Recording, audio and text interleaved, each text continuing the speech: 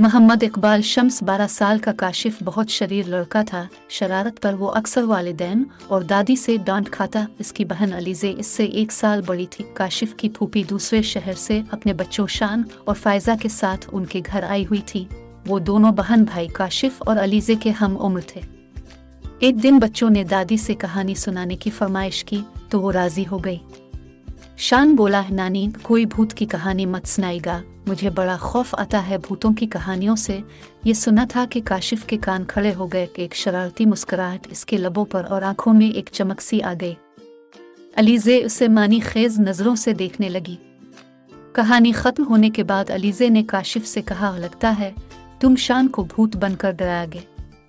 जारी है। काशिफ मुंह पर उंगली रखते हुए बोला, एक आहिस्ता बोलो, सच बड़ा मजा आएगा। रात को जब वो सो जाएगा तो मैं उसे भूत बनकर डराएगा। हालत देखने वाली होगी। उसकी रात हो चुकी थी। काशिफ और शान अलग कमरे में सो रहे थे। शान के सोने के बाद काशिफ अलिफाटे और चुपके से बाहर जाकर उसने भूत का गेट अप इख्तियार किया। अब उसके कदम अपने कमरे की तरफ बढ़ने लगे जहां शान सो रहा था। कमरे में मध्यम रोशनी थी। काशिफ आहिस्ता आहिस्ता कदम बढ़ाता हुआ शान की तरफ बढ़ रहा था। उसने देखा कि शान चादर ओढ़े बेखबर सो रहा है। इससे पहले कि वो चादर हटाकर शान को डराता, अचानक किसी ने इसके कंधे पर हाथ रखा। काशिफ ने जो घूम कर देखा तो उसकी रूह फना हो गई। अलीज़े और फायजा दादी जान के कमरे में थी। अलीज़े जाग रही थी। इसे मालूम था कि काशिफ शान को भूत बनकर डराएगा। अभी थोड़ी ही देर हुई थी कि अचानक अलीज़े को काशिफ की चीख सुनाई दी। इसी दौरान फायजा भी उठ गई और मुस्कुराने लगी। उसे देखकर अलीज़े को बड़ी हैरत हुई। तुम क्यों मुस्कुरा रही हो? अलीज़े ने पूछा। फायजा ने अलीज़े के कान में कुछ कहा जिसे सुनकर अलीज़े भी मुस्कुरा दी। काशिफ की चीख सुनकर दोनों हंस पड़ी। फिर अलिफाटे कर काशिफ के कमरे की तरफ चल दे।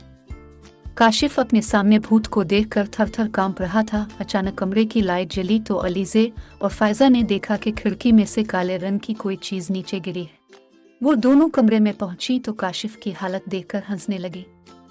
उन्हें हंसता देखकर काशिफ बोला, यहाँ मेरी जान पर बनी है और तुम हंस रही हो। फायजा करीब आई और बोली, वरे वो भूत नहीं था, शान था। क्या शान? वो हैरत से बोला। अलीज़े ने बताया, हाँ मुझे फायजा ने सब बता दिया है। दरअसल जब तुम शान को डराने का मंसूबा बना रहे थे तो इन दोनों ने सुन लिया था और सोचा इससे पहले तुम शान को भूत बनकर डरा अलिफाल्टा शान भूत बनकर तुम्हें डरा देगा। लेकिन शान तो सो रहा है। उसने हैरत से कहा, अरे नहीं, ये तो तकिए इस तरीके से रखे हुए हैं जैसे कोई सो रहा हो। ये देखो तकिए हैं। ये कहकर फायजा ने जैसे ही चादर हटाई वो चीख पड़ी। शान वहाँ गहरी नींद सो रहा था। चीख की आवाज सुनकर दादी जान भी नींद से बेदार हो चुकी थी। वो खुद से बोले, अरे ये बच्चे कहाँ हैं? चीख भी काशिफ के कमरे की तरफ से आई है। कुछ तो गड़बड़ है, जाकर देखती हूँ। ये कहकर उन्होंने अपनी तस्बीह अलिफाटे और काशिफ के कमरे की तरफ चल पड़ी। अगर शान सो रहा है तो फिर वो कौन था जो फौरन ही गायब हो गया? अलीज़े ने खौफ ज़दा होकर कहा। इसी दौरान शान भी आंखें मिलता हुआ खड़ा हो गया और पूछा, ये काशिफ भूत क्यों बना हुआ है? फायजा ने कहा, किस कदर बेखबर सोते हो भाई, इस कदर शोर में भी आंख नहीं खुले। शान ने कहा, अरे मुझे लगा कि ये शोर ख्वाब में हो रहा है। अब काशिफ की समझ में आया कि वो असली भूत ही था। इसी दौरान घर के बाकी लोग भी उठकर वहां पहुंच गए थे और उन्हें भी सारी सूरत हाल का इल्म हो गया। काशिफ के अबू ने कहा, कहो बरखुरदार, अब कोई शरारत करोगे? असली भूत तुम्हें शरारतों की सजा देने आया था। लेकिन अलीज़े और फायजा के आने से वो गायब हो गया। अब कोई शरारत न करना। काशिफ अपने कानों को हाथ लगाकर बोला, मेरी तौबा है जो मैंने आइंदा कोई शरारत की हो। दादी बोले, हमारी बात तो तुम मानते नहीं थे।